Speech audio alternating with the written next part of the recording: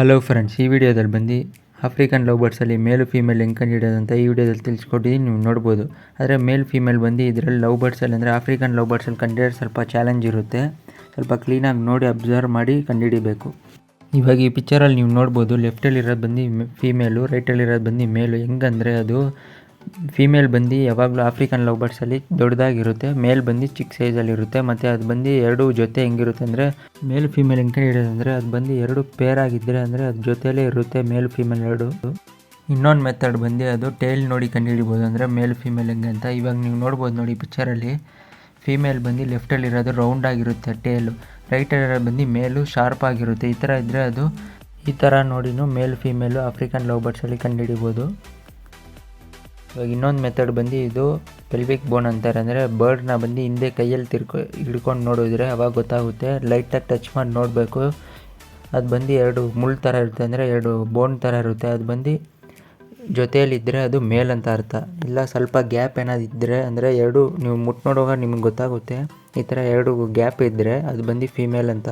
ಜೊತೆಯಲ್ಲಿದ್ದರೆ ಮೇಲು, ಎರಡು ಸ್ವಲ್ಪ ದೂರ ಇದ್ದರೆ ಬೋನ್ಗಳು ಫೀಮೇಲ್ ಅಂತ. ಪೆಲ್ವಿಕ್ ಬೋನು ಕೆಳಗಡೆ, ಅದು ಫೀಮೇಲ್ಗೆ ಏನಕ್ಕಂದರೆ ಗ್ಯಾಪ್ ಇರುತ್ತೆ ಅಂದರೆ ಅದು ಮೊಟ್ಟೆ ಇಕ್ಕೋಕ್ಕೆ ಯೂಸ್ ಆಗುತ್ತೆ, ಅಂದರೆ ಕೆಳಗಡೆ ಗ್ಯಾಪ್ ಇರೋದು ಮೊಟ್ಟೆ ಇಕ್ಕೋಕ್ಕೆ. ಈ ಮೆಥಡ್ ಟ್ರೈ ಮಾಡುವಾಗ ಬಂದು ಬರ್ಡ್ನ ಬಂದು ಕೇರ್ಫುಲ್ಲಾಗಿ, ಅಂದರೆ ಜಾಸ್ತಿ ಪ್ರೆಸ್ ಮಾಡ್ದಿಲ್ಲ, ಲೈಟಾಗಿ ಏನು ಬರ್ಡ್ ಹಾರ್ಮ್ ಆಗ್ದಿಲ್ಲ ಮಾಡಬೇಕು ಈ ಮೆಥಡ್ ಮಾಡುವಾಗ.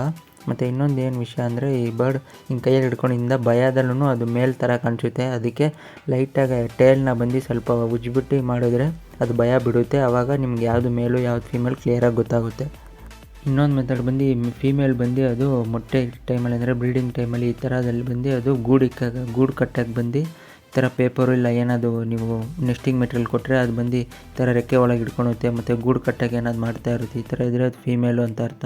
ಆಫ್ರಿಕನ್ ಲವ್ ಬರ್ಡ್ಸಲ್ಲಿ ಬಂದು ಮೇಲ್ ಬರ್ಡ್ ಬಂದು ಫೀಮೇಲಿಗೆ ತಿನ್ನಿಸ್ತಾ ಇರುತ್ತೆ. ಈ ಥರ ಮಾಡೋದ್ರಿಂದನೂ ನಿಮ್ಗೆ ಗೊತ್ತಾಗುತ್ತೆ ಯಾವ್ದು ಮೇಲು ಯಾವ್ದು ಫೀಮೇಲು ಅಂತ. ಅದು ಎರಡು ಜೊತೆಯಲ್ಲೇ ಇರುತ್ತೆ.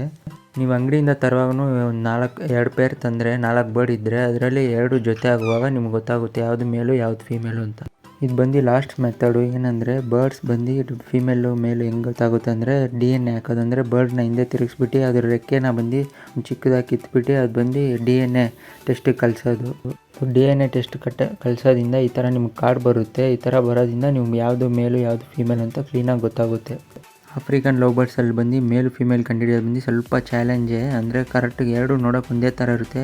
ಒಂದು ಏನಂದರೆ ಮೇಲ್ ಬಂದು ಸ್ವಲ್ಪ ಕಲರ್ ಆಗಿರುತ್ತೆ ಫೀಮೇಲ್ಗಿಂತ. ಮತ್ತು ಇನ್ನೊಂದು ಏನಂದರೆ ಟೇಲ್ ನೋಡಿ ಕಂಡುಹಿಡಿಬೋದು.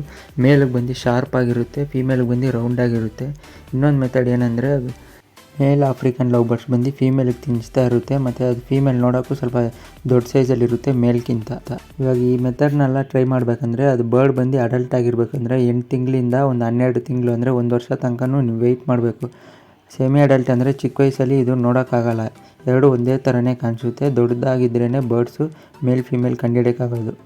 ಅಷ್ಟೇ ಫ್ರೆಂಡ್ಸ್, ಈ ವಿಡಿಯೋ ನೋಡ್ಕೊಂಡು ನೀವು ಮೇಲು ಫೀಮೇಲು ಆಫ್ರಿಕನ್ ಲವ್ ಬರ್ಡ್ಸಲ್ಲಿ ಕಂಡುಹಿಡಿಬೋದು. ಯೂಸ್ಫುಲ್ ಆಗಿದ್ದರೆ ಲೈಕ್ ಮಾಡಿ, ಶೇರ್ ಮಾಡಿ, ನನ್ನ ಚಾನಲ್ನ ಸಬ್ಸ್ಕ್ರೈಬ್ ಮಾಡ್ಕೊಳ್ಳಿ.